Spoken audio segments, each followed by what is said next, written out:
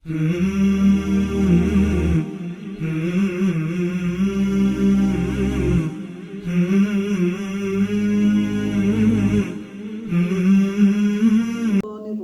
بسم الله الرحمن الرحيم فبما نقضهم ميثاقهم لعناهم وجعلنا قلوبهم قاسية يحرفون الكلم عن مواضعه ونسوا حظا مما ذكروا به ولا تزال تطلع على خائنة منهم إلا قليلا منهم فاعف عنهم واصفح إن الله يحب المحسنين ومن الذين قالوا إنا نصارى أخذنا ميثاقهم فنسوا حظا مما ذكروا به فأغرينا بينهم العداوة والبغضاء إلى يوم القيامة وسوف ينبئهم الله بما كانوا يصنعون۔ یہ سورہ مائدہ کی آیت نمبر 13 اور 14 ہے۔ اس سے پہلی آیت کے اندر اللہ رب العزت نے فرمایا تھا کہ بنی اسرائیل سے یعنی حضرت موسیٰ علیہ السلام اور ان کے قوم سے اللہ رب العزت نے چند وعدہ کیا تھا کہ تم اگر ان احکام کو بجا لاؤ گے تو میری طرف سے یہ سب انعامات ہوں گے، اور اگر نہیں بجا لاؤ گے تو وہ شخص گمراہ ہو جائے گا۔ تو اب یہاں اگلی آیت کے اندر جو ابھی تلاوت کی گئی ہے اس کے اندر یہ بتلایا گیا کہ ان لوگوں نے اللہ رب العزت کے وعدے کو پورا نہیں کیا۔ اللہ رب العزت نے جو عہد اور میثاق لیا تھا اس کو نہیں بجا لایا، تو اللہ تعالیٰ کی طرف سے ان پر کچھ سزائیں نازل ہوئی، اسی کا تذکرہ ہے ان آیتوں کے اندر۔ فرماتے ہیں تو صرف ان کی عہد شکنی کی وجہ سے، عہد شکنی جو وعدہ کیا تھا اس کو توڑ دیا، جو احکام دیے تھے اس کو نہیں بجا لائے، ہم نے ان کو اپنی رحمت سے دور کر دیا۔ ان کو اسی کو کہا ہے لعنت، ہم نے ان پر لعنت بھیجی، ہم نے ان کو اپنی رحمت سے دور کر دیا۔ ان پر جو ہے دو طریقے سے عذاب آیا۔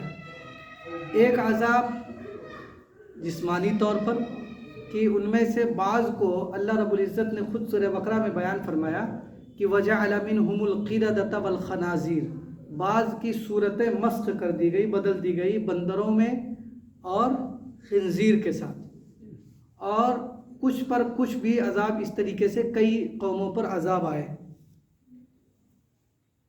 یہ تو ہو گیا جسمانی عذاب۔ روحانی عذاب یہ آیا تھا کہ وَجَعَلْنَا قُلُوبَهُمْ قَاسِيَةً، ان کے دلوں کو سخت کر دیا۔ دلوں کو سخت کر دیا یہ بہت بڑا عذاب ہے۔ دلوں کو سخت کر دینا یہ خود ایک بہت بڑا عذاب ہے، کیونکہ جب دل سخت ہو گئے تو اب اس کے اندر کوئی بھی بھلائی اور خیر کی بات نہیں اندر داخل ہونے لگی۔ اللہ رب العزت فرماتے کَلَّا بَلْ رَانَ عَلَىٰ قُلُوبِهِمْ مَا كَانُوا يَكْسِبُونَ، کہ لوگوں کے کرتوت کی وجہ سے، خاص طور پر یہاں پر کفار مشرکین کے بارے میں ہے، کرتوت کی وجہ سے ان کے دل پر زنگ لگ گیا ہے، زنگ آلود ہو گئے ان کے دل۔ حدیث میں اس کی تشریح آئی ہے کہ جب بندہ کوئی گناہ کرتا ہے تو ایک سیاہ دھبا اس کے دل پر لگ جاتا ہے، اگر توبہ کر لیتا ہے تو وہ دھل جاتا ہے، پھر پہلے جیسا ہو جاتا ہے، اور اگر توبہ نہیں کرتا اور پھر دوسرا کوئی گناہ کرتا ہے تو پھر دوسرا دھبا لگ جاتا ہے۔ اس طریقے سے وہ پورا کا پورا دل سیاہ ہو جاتا ہے۔ پھر اس کی مثال بھی اللہ کے رسول نے بیان فرمائی کہ اس کی مثال کوئی برتن لیجئے اور اس برتن کو پلٹ دیجئے تو اس برتن پر کچھ بھی نہیں رہے گا، سب نیچے آ جائے گا۔ اسی طریقے سے ایسے شخص کا دل ہو جاتا ہے گناہ کرتے کرتے کہ اس کے اندر کوئی بھلائی اور خیر کی بات نہیں جانے لگتی ہے، بلکہ اسی کو کہا ہے کہ لا یعرف معروفا، کہ وہ کسی نیکی کو نیکی نہیں سمجھنے لگتا ہے، ولا ینکر منکرا، اور کسی برائی کو برائی نہیں سمجھنے لگتا ہے، بلکہ اس کا الٹا ہو جاتا ہے، نیکی کو برائی سمجھنے لگتا ہے اور برائی کو نیکی سمجھنے لگتا ہے۔ اور نیک کام کا ایک فائدہ جو فوراً ملتا ہے وہ یہ ہے کہ اس کی وجہ سے دوسرے نیک کام کی توفیق مل جاتی ہے، اور برائی اور گناہ کی ایک فوری سزا یہ ہے کہ اس کی وجہ سے فوراً ایک دوسرا گناہ ہو جاتا ہے۔ تو یہ سب جو ہے ان کے کرتوت کی وجہ سے ہے۔ اور یہ سب جو بیان اللہ رب العزت فرما رہے ہیں صرف اس زمانے کی یا اس زمانے کی یہود و نصارہ کو ہی تنبیہ نہیں ہے، بلکہ ان چیزوں کے اندر ہمارے لیے بھی تنبیہ ہے کہ ہم ان کی روش پر نہ چلیں، ہم ان کے کردار کو نہ اپنائیں، ہم ان کے راستے پر نہ چلیں۔ یہ اس لیے بیان فرمایا، ایک فائدہ ہمارے حق میں یہ ہے اس کا، صرف واقعات سنانا قرآن کا کام نہیں ہے، تاریخ کی کتاب نہیں ہے، یہ ہدایت کی کتاب ہے۔ اس لیے جو بھی واقعہ بیان کیا گیا اس کے اندر ہمارے لیے ہدایت ہے، وہ ہمیں تلاش کرنا ہے کہ ہمارے لیے کیا ہدایت ہے۔ تو ہمیں بھی چاہیے کہ اللہ رب العزت سے جو ہم نے کلمہ پڑھ کر وعدہ کیا ہے، ان کو رب مانا ہے، اس کے اپنے آپ کو اس کے سپرد کر دیا ہے، تو ہمیں بھی چاہیے کہ اس کے سارے احکام کو بجا لائیں۔ اور اگر ایسا نہیں ہوگا تو جو پھر سزائیں ہیں، اللہ رب العزت سے کسی کی دوستی نہیں ہے، اللہ رب العزت سے کسی کی رشتہ داری نہیں ہے، ہم سب کے سب اس کے بندے ہیں، اس کا جو اصول ہے وہ اس کے اصول کے مطابق اس کو سزا بھی ملے گی۔ تو یہ اللہ تعالیٰ فرماتے ہیں کہ ان کے دل سخت ہو گئے، اور یہ سختی اتنی دور تک چلی گئی کہ یحرفون الکلم عن مواضعہ، وہ لوگ کلام کو اس کے موقعوں سے بدل دیتے ہیں۔ کلام سے مراد یہاں پر توریت ہے اور انجیل بھی ہے، توریت خاص طور پر ہے، اور جو ان کے زمانے میں جو انبیاء علیہ السلام کو کتابیں دی گئی وہ سارے کے سارے کلام الہی مراد ہے یہاں پر۔ تو ان لوگوں نے اس کے اندر تحریف کر لی، اس کو بدل ڈالا، ظاہری طور پر بھی تحریف کر لیا، الفاظ بدل دیا، اور باطنی تحریف بھی کر لیا، معنی بدل دیا۔ ایک لفظ لایا اور اس کا معنی کچھ سے کچھ نکال لیا جو کہ اس کا معنی ہے نہیں۔ اس زمانے میں بہت سارے جو غلط فرقے ہیں وہ قرآن کا بدلنا چاہتے، لیکن قرآن میں کوئی ترمیم ہو نہیں سکتی، اس لیے وہ اپنی موت مر جاتے ہیں۔ وَنَسُوا حَظًّا مِّمَّا ذُكِّرُوا بِهِ، اس کا نتیجہ یہ ہوا اس تحریف کا، دیکھیے یہ سب جڑا ہوا ہے، انہوں نے بدعہدی کی، اس کے نتیجے میں کیا ہوا کہ ان کو اللہ رب العزت نے اپنی رحمت سے دور کر دیا، ان پر عذاب بھی نازل ہوا، جسمانی عذاب بھی ہوا اور روحانی عذاب بھی ہوا۔ روحانی عذاب میں رحمت سے دوری ہوئی تو دل سخت ہو گئے، دل سخت اتنے ہو گئے کہ انہوں نے کلام الہی کو بدل دیا، اور کلام الہی کو بدل دیا تو اس کا نتیجہ کیا ہوا، وَنَسُوا حَظًّا مِّمَّا ذُكِّرُوا بِهِ، کہ جو ان کی نصیحت کی چیزیں تھیں ان کا ایک بڑے حصے کو انہوں نے ضائع کر دیا، اس سے فائدہ نہیں اٹھا سکے۔ حالانکہ اگر ان سے فائدہ اٹھاتے تو ان کے لیے دنیا میں بھی بھلائی ہوتی اور آخرت میں بھی۔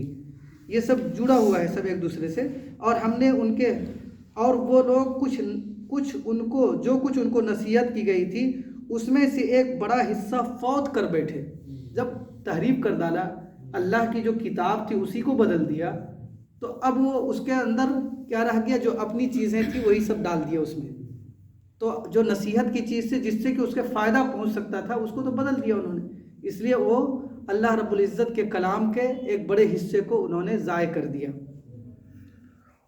اس کا نتیجہ وَلَا تَزَالُ تَطَّلِعُ عَلَىٰ خَائِنَةٍ مِّنْهُمْ، اور آپ کو اللہ کے رسول صلی اللہ علیہ وسلم سے خطاب ہے، اور آپ کو آئے دن کسی نہ کسی نئی خیانت کی اطلاع ہوتی رہتی ہے، یعنی اللہ کے رسول صلی اللہ علیہ وسلم کو وحی کے ذریعہ اللہ رب العزت بتاتے رہتے تھے کہ یہود ہے یہاں پر آباد، مدینہ کے ارد گرد یہودی آبادی تھی، تو اللہ رب العزت بذریعہ وحی بتاتے رہتے تھے کہ یہ اصل مسئلہ ان کے یہاں یہ تھا اور انہوں نے اس کے اندر یہ ترمیم کر لی ہے۔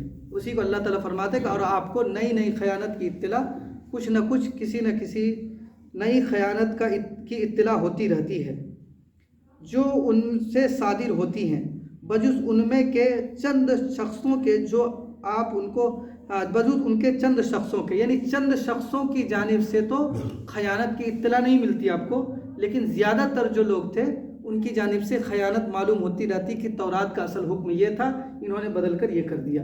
حدیث کی کتابوں میں بہت سارے واقعات بھی لکھے ہیں، ایک واقعہ لکھے، جیسے ایک واقعہ تھا کہ زنا کے بارے میں توریت کے اندر بھی حکم رجم تھا، سنگسار کرنا، پتھر مار کر ہلاک کر دیجئے، یہی تھا، لیکن انہوں نے کیا کر رکھا تھا کہ جو بڑے لوگ اثر و رسوخ والے ہوتے تھے تو ان کے آل اولاد سے اس طرح کی حرکت ہوتی تو اس کو صرف جو ہے ہلکا پھلکا کالک والک مل دیا اور اس کے بعد جو ہے چھٹی کر دیا، ہو گئی اس کی سزا۔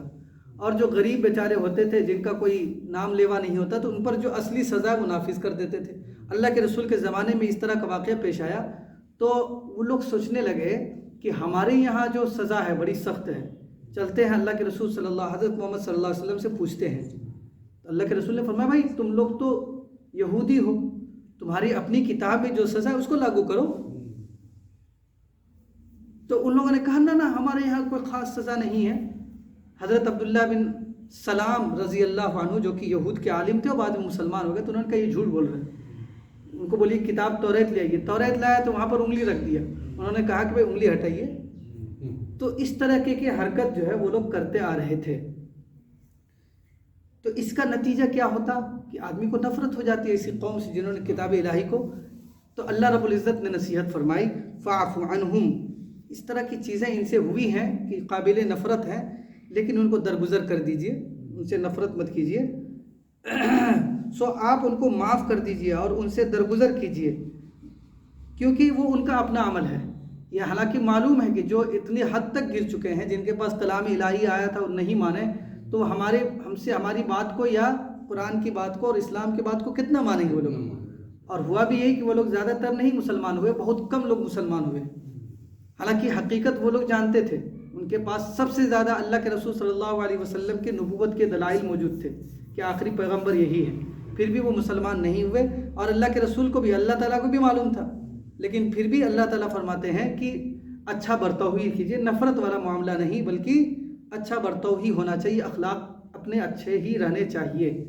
کیونکہ بسا اوقات یہ ہوتا ہے کہ اچھے اخلاق سے انسان پسیج جاتا ہے، اور اگر نہ بھی پسیجے تب بھی ہم اپنے اخلاق کو کیوں درست کریں، برباد کریں؟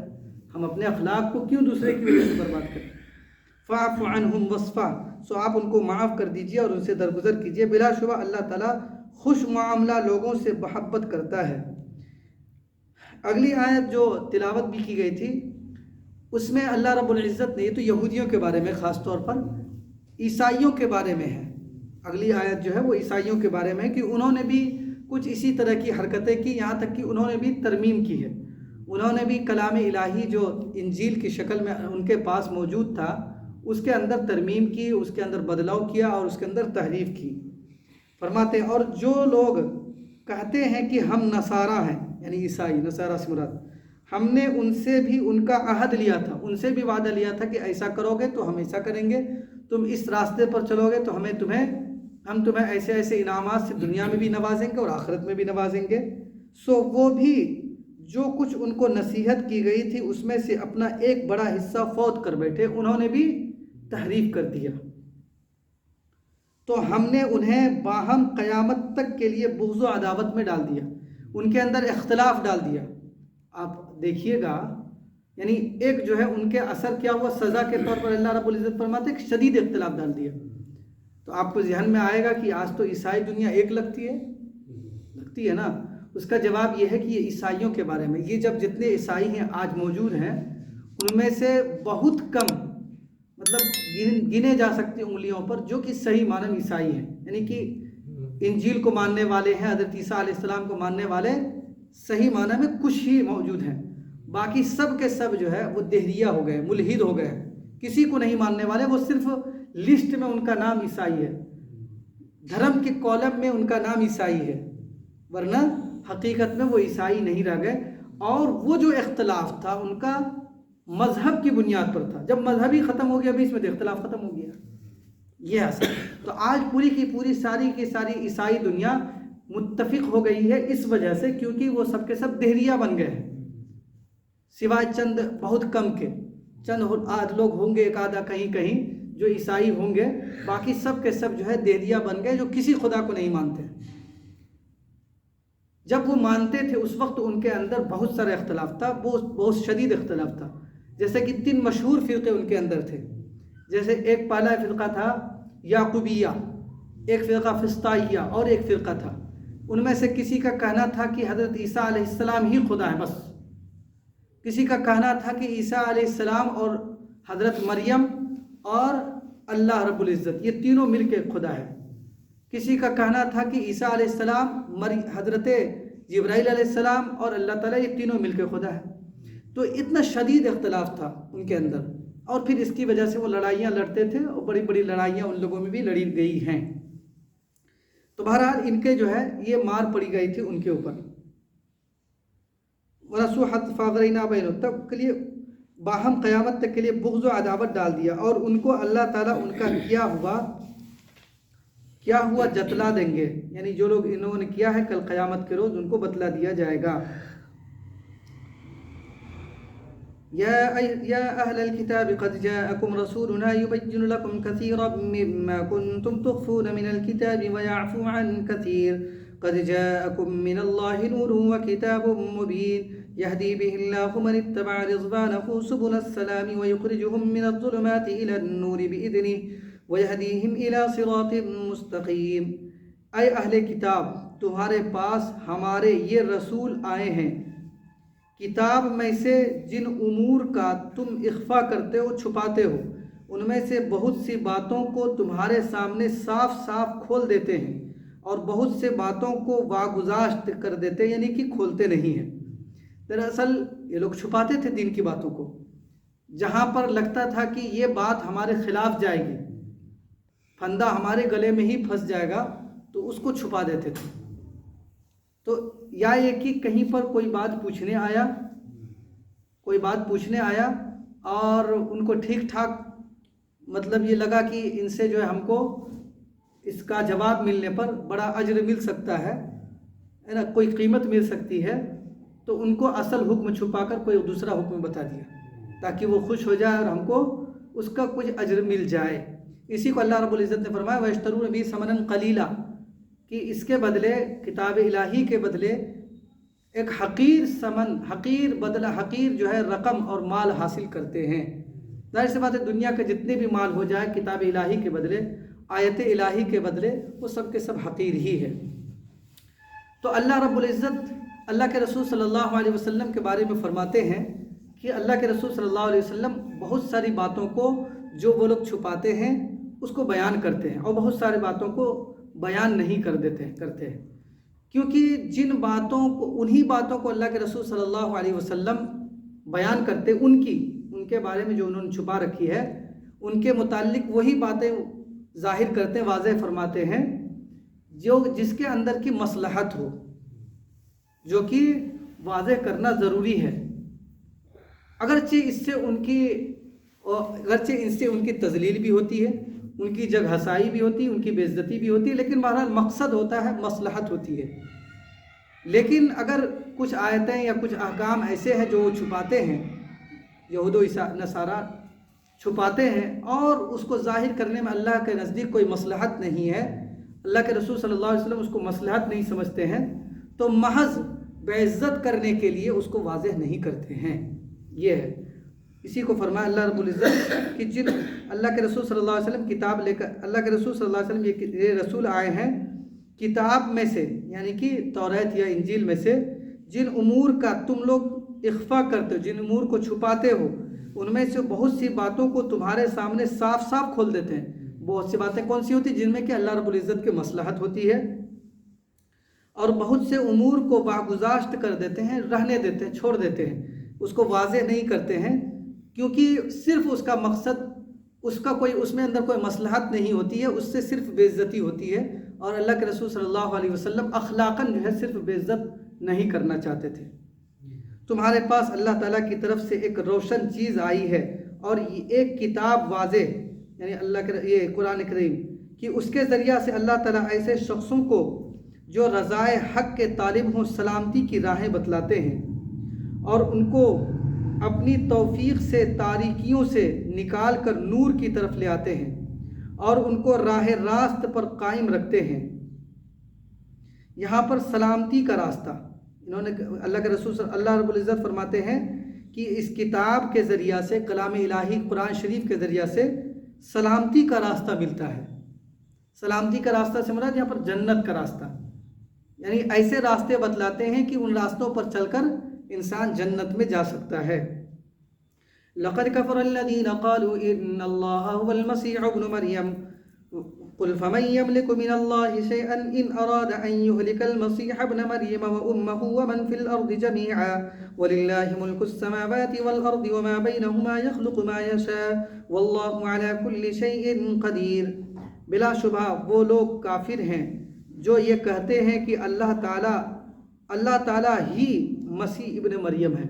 یعنی ان میں کا ایک فرقہ تھا جو اللہ تعالیٰ حضرت عیسیٰ علیہ السلام کو ہی خدا مانتے تھے، بس خدا وہی ہے، ان کے علاوہ کوئی خدا نہیں ہے. اگرچہ کچھ فرقے اور تھے جو کہ ملا کر خدا مانتے تھے، لیکن ایک فرقہ جو تھا وہ حضرت عیسیٰ علیہ السلام کو ہی خدا مانتے تھے.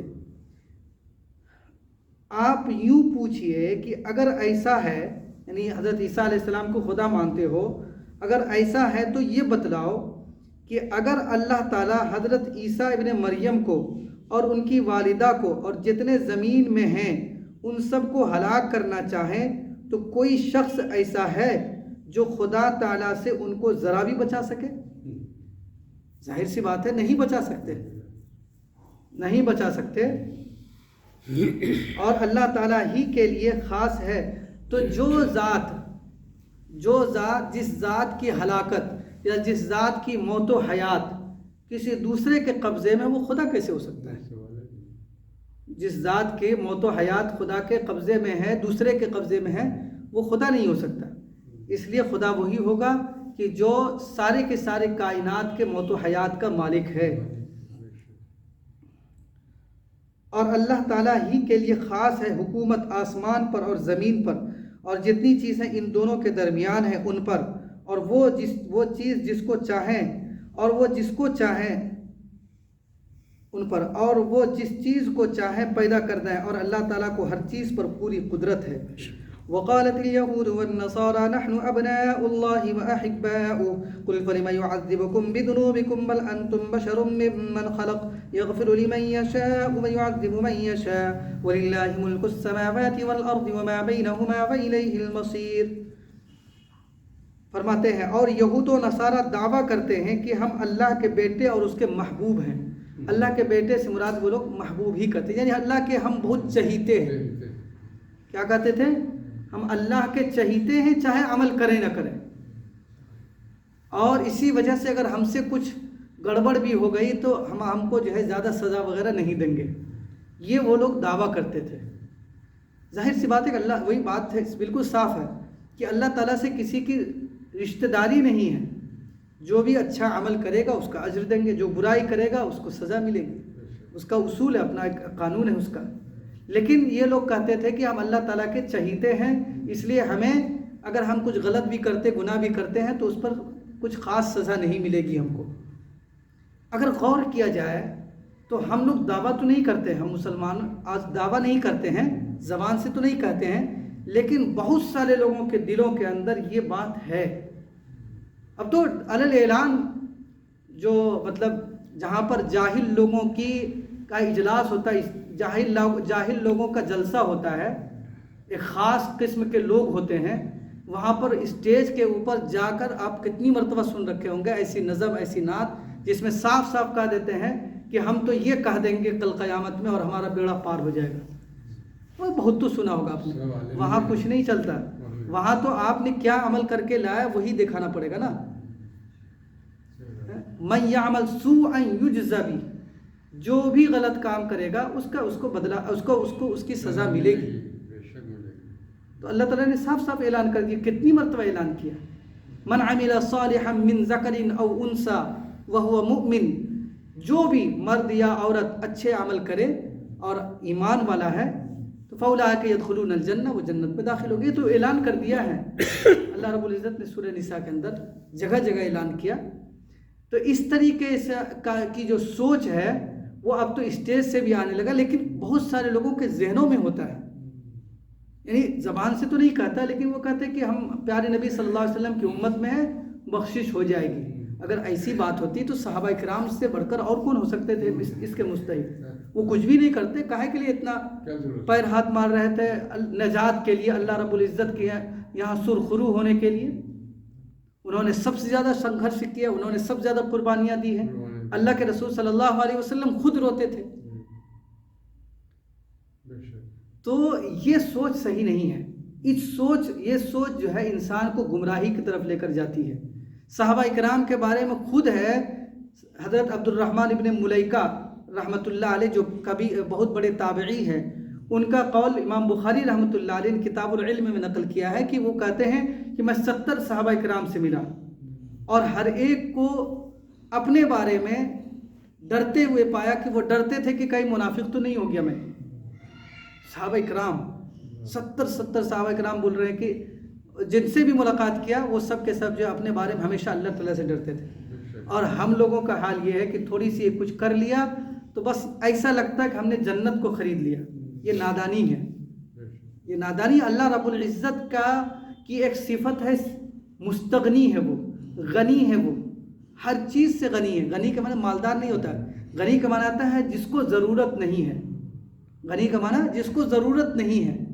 تو اللہ رب العزت کو ہماری ضرورت نہیں ہے, اللہ رب العزت کو ہماری عبادت کی ضرورت نہیں ہے, اللہ رب العزت کو کسی چیز کی ضرورت نہیں ہے. وہ غنی ہے.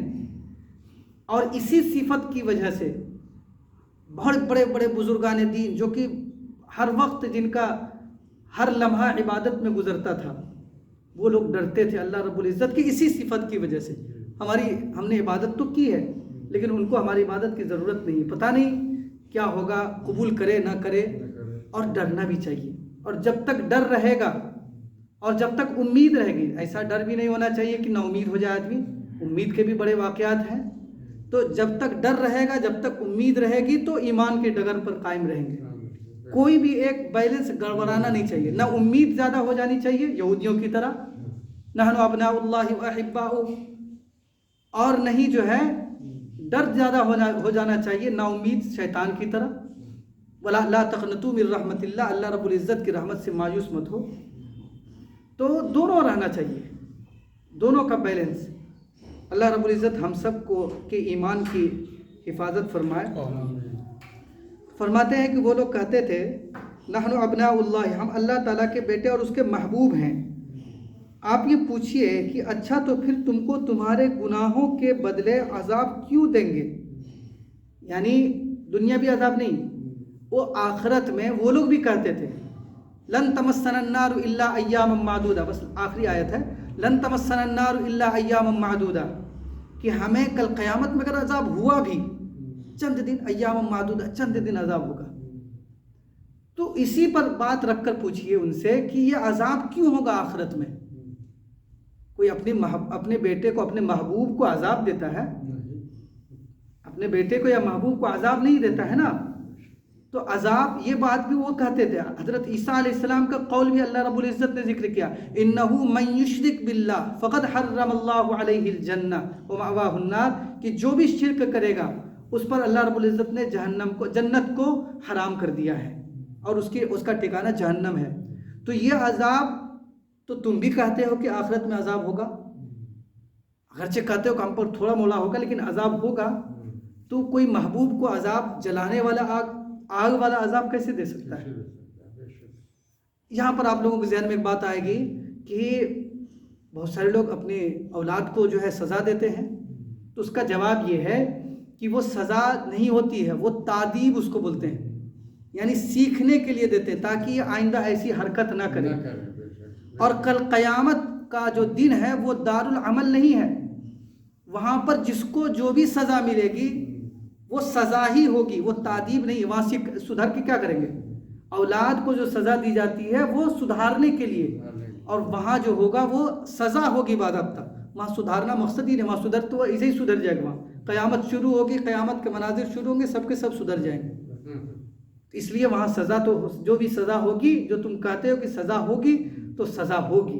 اور جب سزا ہے اور تم کہتے ہو کہ تم کو بھی سزا مل سکتی ہے, تو ایسی صورت میں تم اپنے آپ کو اللہ کا محبوب کیسے کر سکتے ہو؟ اس لیے اللہ کو کسی سے محبوبیت کا رشتہ نہیں, کسی سے دوستی کا رشتہ نہیں ہے. اس کے سب بندے ہیں اور بندے کے لیے اپنا قانون اس نے بنا رکھا ہے. اسی قانون کے مطابق ہمیں چلنا پڑے گا. قل فلم یعذبکم, اللہ تعالیٰ جس کو چاہیں گے بخش دیں گے اور جس کو چاہیں گے سزا دیں گے. اور اللہ تعالیٰ ہی کی ہے سب حکومت, آسمانوں میں بھی اور زمین میں بھی, اور جو کچھ ان کے درمیان میں ہے ان میں بھی اسی کی حکومت ہے.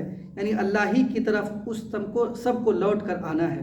اللہ رب العزت ہم سب کے جان و مال کی عزت و آبرو کی حفاظت فرمائے, اور اسی طریقے سے ایمان کی بھی حفاظت فرمائے. اپنی سچی معرفت نصیب فرمائے اور شیطان کے وسوسوں سے حفاظت فرمائے. سبحان اللہ و بحمدہ سبحانک اللہم و بحمدک نشہد ان لا الہ الا انت نستغفرک و نتوب الیک. سبحان ربک رب العزة عما یصفون وسلام علی المرسلین والحمد للہ رب العالمین.